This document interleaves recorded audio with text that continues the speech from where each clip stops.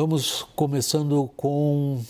o primeiro assunto nosso, quando se tratando do Trump, nós vamos tratar da situação internacional o programa inteiro, ok? Vamos dividir em duas partes claras. A primeira nós vamos falar um pouco mais do lado comercial e a segunda um pouco mais do lado geopolítico. Então vamos ao lado comercial primeiro.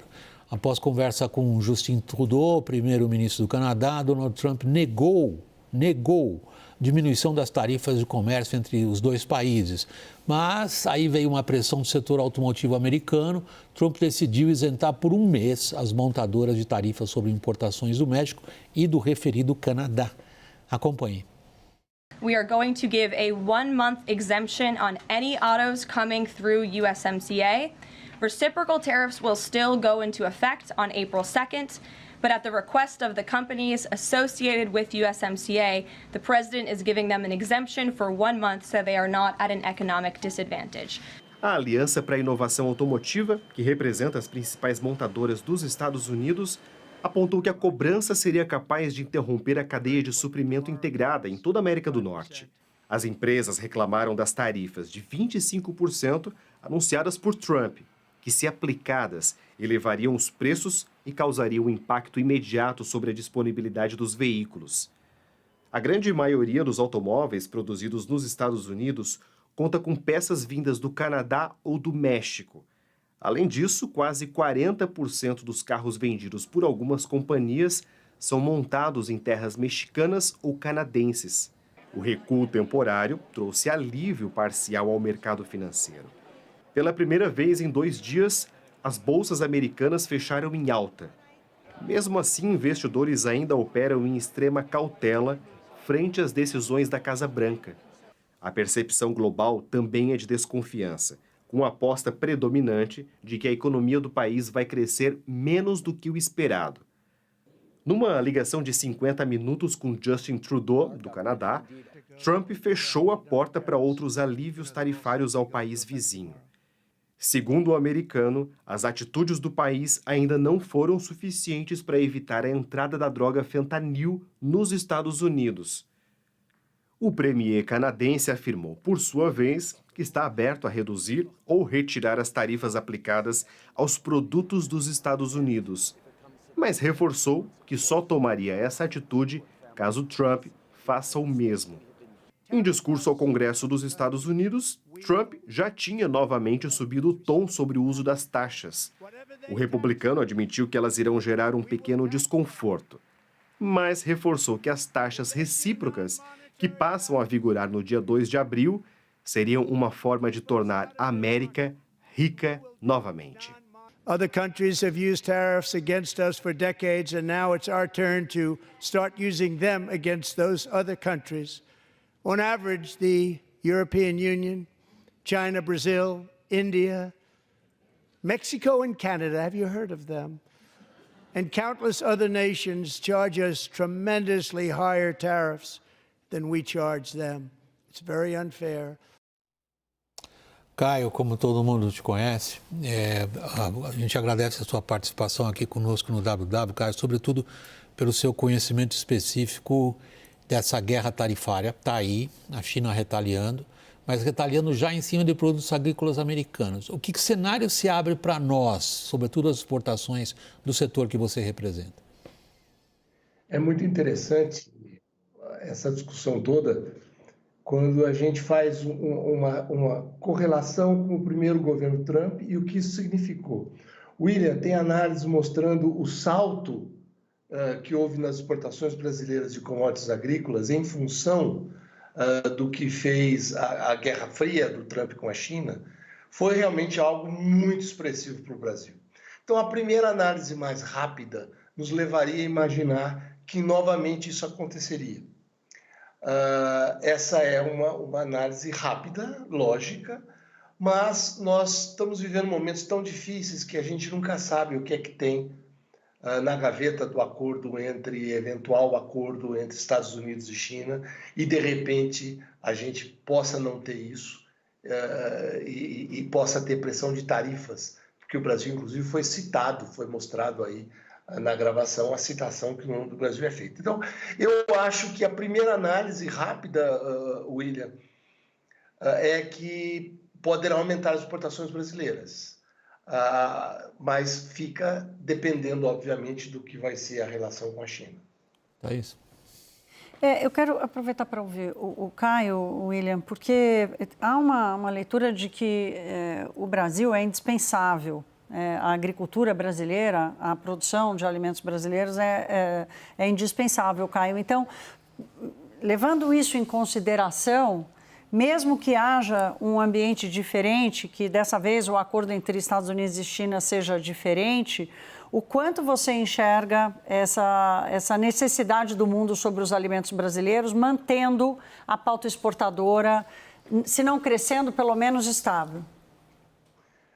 Thaís, é importante, muito importante seu comentário, porque muitos acreditam que o mundo está completamente dependente do Brasil. Isso não é verdade.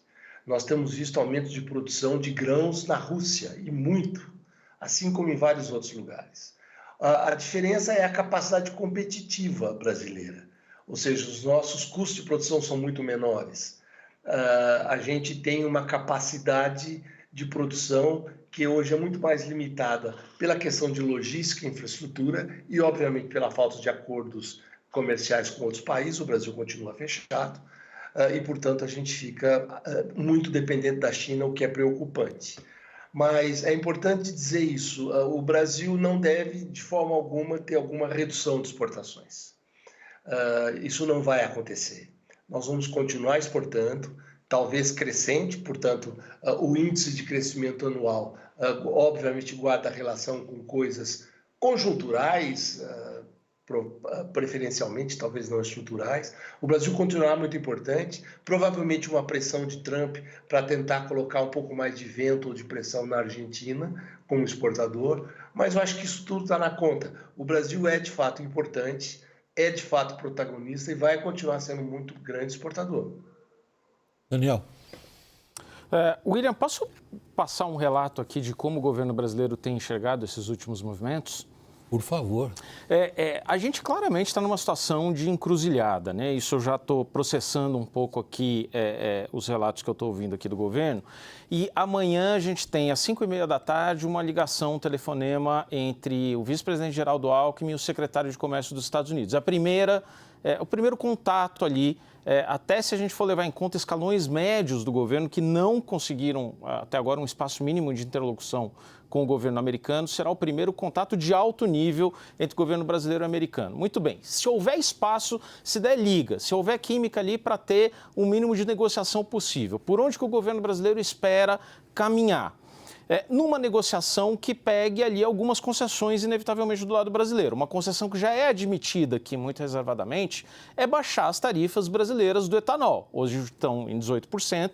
No passado, elas foram devastadoras ali para os produtores de etanol brasileiros, principalmente do Nordeste.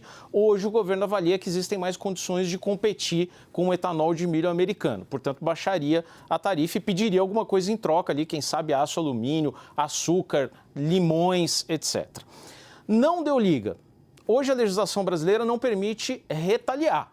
A gente precisa de encontrar, primeiramente, um mecanismo para retaliar os americanos, se quisermos fazer isso. Lá atrás, quando a gente retaliou, a gente estava amparado pela OMC. Agora a gente não está. O que existe? Existe um projeto de lei de reciprocidade ambiental que foi apresentado 2, 3 anos atrás por um senador da bancada ruralista, que visava principalmente ali as restrições impostas pela União Europeia para o agro brasileiro. Isso mudou. O relatório agora da senadora Tereza Cristina, que é uma senadora que transita muito bem por esses assuntos, foi apresentado na sexta-feira e permite ao governo brasileiro retaliar um país que impunha barreiras protecionistas. Aí a gente entra num outro capítulo que é como retaliar, aí a gente pode falar depois. Então, deixa eu passar a primeira palavra para o Lorival. Lorival, a gente viu até agora o Trump usando tarifas, não só por tarifas em si. O Brasil, é claro, é um alvo dele, por questão de tarifas especificamente. Mas há sempre uma ligação dele entre a política comercial e o que ele considere que sejam seus objetivos políticos ou geopolíticos. E no caso do Brasil? No caso do Brasil, o Trump ainda não tem uma política completa para o Brasil, né? Ele terá quando ele tiver alguma conversa ou com o secretário de Estado, Marco Rubio, que já tem um pouco mais de informação sobre o histórico do Brasil, ou influenciado por outros técnicos ali do Departamento de Estado, abaixo do Marco Rubio, que estejam mais dedicados ao Brasil. Então, a gente ainda não sabe se outros aspectos, os aspectos políticos, geopolíticos, entrarão em jogo. O presidente Lula, assim como o ex-presidente Bolsonaro, tem a mesma posição que o Trump em relação ao Vladimir Putin, né? Os três gostam do Putin, apoiam o Putin, e o Lula e o Trump responsabilizam a Ucrânia por ter sido invadida pela Rússia, né? Então, nesse aspecto, não tem muito problema. Em relação à faixa de Gaza, a Israel, aí as posições de Lula e Trump são diametralmente opostas e, aliás, o Lula já até disse que o Trump e os Estados Unidos não são o xerife do mundo, né, com relação a essa situação de Israel. Mas eu acho que a tendência hoje, realmente, com relação ao Brasil, é olhar para as elevadas tarifas que o Brasil pratica, e isso não é só contra os Estados Unidos, é contra o mundo inteiro. O próprio Mercosul tem uma tarifa externa comum altíssima, aí de mais de 11% em média. Olhar para essas tarifas, como ele tem olhado para outros países, como ele mencionou no discurso de ontem à noite, e falar assim, não, espera aí, eu vou aplicar as mesmas tarifas contra vocês. E aí também queria ouvir um pouco o Caio sobre isso. Quer dizer, eu sei que o perfil das nossas exportações para os Estados Unidos é totalmente diferente do que é para a China. Os Estados Unidos têm mais valor agregado, tem mais produtos industrializados, maquinário e tal. Mas o quanto tarifas altas para nossos produtos agrícolas poderiam nos prejudicar, Caio? Lorival, excelente ponto. E você botou o dedo na ferida. A gente tem uma balança comercial com os Estados Unidos, diferentemente de outros países que estão sendo comentados, equilibrada. Não é isso que leva a qualquer problema. No entanto, nós temos tarifas médias altas mesmo, para uma série de produtos. Só que, Lorival, há muitos e muitos anos, os Estados Unidos colocam cotas pequenas para produtos agrícolas. Portanto, de fato, o impacto direto, vamos dizer assim, de cotas, digamos, de tarifas, claro que atingem um pouco mais uma ou outra região. Vamos dizer assim, como é o caso que você explicou do etanol, no caso do Nordeste, que tem uma capacidade competitiva menor do que a capacidade aqui do Centro-Sul brasileiro. No entanto, nós temos uma cota de açúcar, que é o irmão do etanol, do mesmo produto, que, o Lorival, a República Dominicana tem uma cota maior de açúcar para os Estados Unidos do que o Brasil. Pra você ter uma ideia do quanto isso é desequilibrado. E ninguém comenta isso. Mas eu acho que não é isso, a gente não deve estar falando de açúcar contra etanol e tentar espaço por aí, não. Eu acho que a gente tem que olhar para a questão brasileira, olhar com um olhar muito claro do que é o tamanho dessas tarifas, olhar a questão do balanço das coisas e, de fato, estar preparado para outras questões importantes. A gente tem um acordo com o Mercosul, que tem muita coisa a fazer. Nós temos um caminhar com o Oriente Médio e com a Ásia extraordinário. E nós vamos ter sempre essa limitação, na minha opinião, na área agrícola com os Estados Unidos, que é o nosso maior competidor, de fato. Caio, desculpa, Thaís, quer... Não, você quer perguntar... Não, eu só quero pegar nessa linha que ele está... Sim. Me parece que você está sugerindo, Caio, o seguinte, por favor me corrija se minha leitura está equivocada a partir do que você acabou de dizer, mas me chamou muita atenção. É o seguinte, nós temos um contencioso, deixa eu colocar assim as palavras, no setor agrícola com os Estados Unidos, tradicional e, como você mesmo disse, não é mais a questão de ficar discutindo uma óbvia disparidade, como cota para a República Dominicana, diferente do que cota para nós e tudo mais. Me parece que você está querendo jogar o nosso olhar para uma coisa mais abrangente, que englobe as questões geopolíticas e leve em consideração o Oriente Médio e a Europa, porque só falando com os Estados Unidos nós não vamos sair da situação?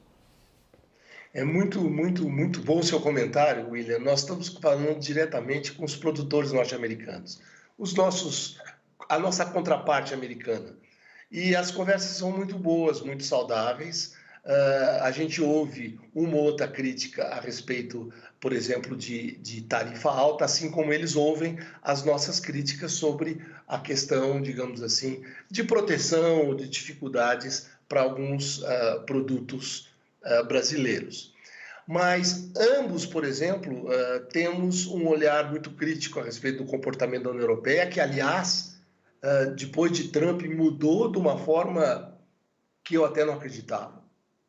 Então, devo dizer que encontro facilidade maior em conversar com produtores americanos do que com produtores europeus.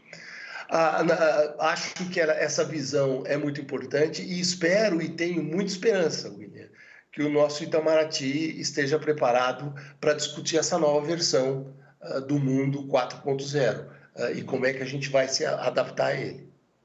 É isso. William, o que está acontecendo na relação Estados Unidos com o México e com o Canadá pode ser um bom laboratório para os outros países que estão esperando chegar a data que ele impôs, 12 de março para aço e alumínio, e depois 2 de abril para as tarifas recíprocas, porque olha o que está acontecendo. Hoje já houve um recuo com a indústria automobilística, porque os empresários não é que chiaram, gritaram muito. O J.D. Vance disse hoje que as empresas e os setores estão ligando loucamente para ele para tentar alguma exclusão desse pacote tarifário com México e Canadá, e ele está respondendo, olha, a gente vai até estudar, mas o que vocês têm que fazer é investir nos Estados Unidos. Eles batem nessa tecla, né? Que precisa investir nos Estados Unidos como se de um dia para o outro... Não quer tarifa, vem produzir aqui. Exato, como se fosse possível fazer isso de um dia para o outro, né? Não vai nascer milho de um dia para o outro, não vai nascer parafuso de um dia para o outro. Agora à noite, a secretária de Agricultura do Trump, a Brooke Rollins, ela deu uma entrevista para a Bloomberg dizendo que ela tem esperanças de que talvez o presidente considere algumas exceções na parte agrícola entre México e Canadá. E ela citou o fertilizante. O Justin Trudeau, nesse discurso que ele fez na segunda-feira, em que ele diz abertamente para o Trump, ele fala, você pode ser inteligente, mas o que você está fazendo é burro, ele citou especificamente a dependência dos Estados Unidos sobre o fertilizante que é exportado do Canadá para lá. Então, esse morde e assopra, essa coisa de fecha tudo e depois vai abrindo as exceções, pode ser um bom laboratório para o Brasil entender como negociar, por onde entrar e como fazer. E essa conversa direta dos empresários, do setor privado com a sua contraparte nos Estados Unidos é uma coisa que pode ajudar. Daniel, não sei como você quer caracterizar isso, qual é a postura, a conduta, a estratégia, a tática, enfim, como você quiser qualificar, que se desenha em Brasília? Então, primeiro essa estratégia da negociação, mas parece haver uma clareza cada vez maior aqui de que o Brasil terá que fazer alguma concessão para o governo Trump na área comercial, se quiser se ver aliviado de tarifas recíprocas ou da sobretaxa ao aço ao alumínio.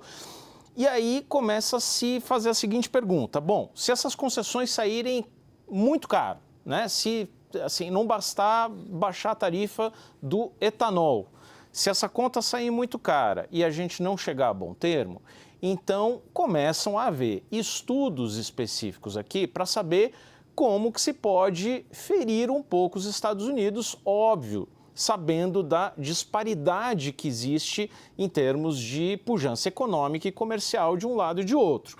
O que existe as pessoas aqui do Itamaraty, técnicos do Itamaraty, do MIDIC, lembrarem, de forma muito pertinente, aliás, do que foi a Guerra do Algodão.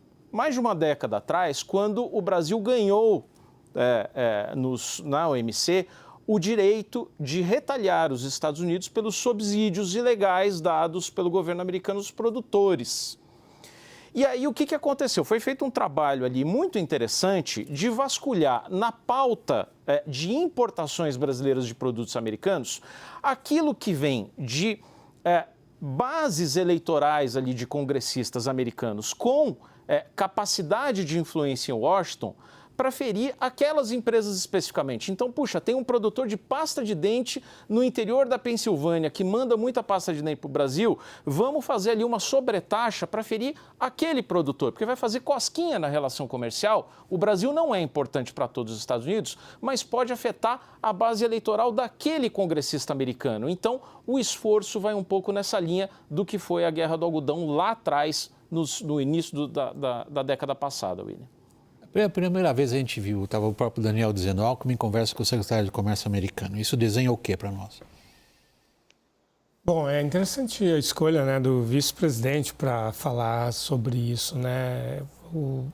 Acho que o mais natural seria alguém como alguém da área de agricultura ou da área de comércio, né? Mas acho que demonstra, assim, a falta dentro do escalão do governo brasileiro, né? Algo que o Daniel vem apontando há bastante tempo já, a falta de capacidade de construção de um diálogo em níveis menores, né? Então você já escala para o vice-presidente, que até que a gente não sabia que ele tinha esse conhecimento, né, de questões comerciais, comércio exterior e tal, mas ok, pode ser que dê certo, com um secretário americano. O que outros países estão fazendo é mexer em tarifas já, diretamente, né? Então, por exemplo, a Índia estava com uma tarifa de 150% para os automóveis americanos, baixou para 100%. Mesmo assim, ontem foi mencionada pelo Trump no discurso dele ao Congresso, assim, a Índia, né, e tal. Quando o Narendra Modi esteve lá, foi destratado pelo Trump, não tanto quanto o Zelensky, mas também quando o Narendra, nossa parceria é muito boa, o Trump falou, suas tarifas são muito altas. Já a China já está com tarifas já bastante claras, né, em relação 15% sobre frango, trigo, milho e algodão, 10% sobre soja, carne de porco, carne suína, né, carne bovina, produtos aquáticos, frutas e assim por diante, produtos do laticínios e assim por diante. Então, a China já desenhou qual é a resposta dela. E aí o pessoal do meio oeste americano olha para a resposta dela e fica aterrorizada, somado aos problemas de fertilizantes, de equipamentos, implementos agrícolas e a própria perspectiva de os Estados Unidos não conseguirem exportar e haver uma inundação de produtos agrícolas no mercado, baixa o preço dos produtos agrícolas dentro dos próprios Estados Unidos, abaixo do preço de custo. Então, o cenário para o meio oeste americano, que é tão importante em eleições, e ano que vem tem eleição de meio de mandato em que toda a Câmara e um terço do Senado são eleitos, politicamente é um desastre para o Trump. Caio, o que você gostaria que se desenhasse agora como postura brasileira? Esse é um ponto muito relevante, é muito mais fácil para mim dizer o que eu não gostaria, né? Eu tenho muito medo, viu, William? Muito medo do Ministério de Comunicação ou Ministério de Marketing brasileiro, de repente aproveitar um momento desse para tentar fazer alguma coisa do tipo, quem sabe uma taxa disso, uma taxa daquilo, cai bem no momento da política interna brasileira. Eu morro de medo disso. Assim como, só falando para o Lorival, assim como de repente o Ministério da Agricultura foi repartido em vários ministérios, e aí, Lorival, o Ministério de Indústria e Comércio tem um pedaço grande do que é a agricultura, sabe? Então, toda a questão de carbono, essa questão está sendo conduzido pelo ministro Alckmin, eu mesmo já tive despacho com ele, discutindo agricultura e isso, e ele tem relevante conhecimento sobre essa coisa.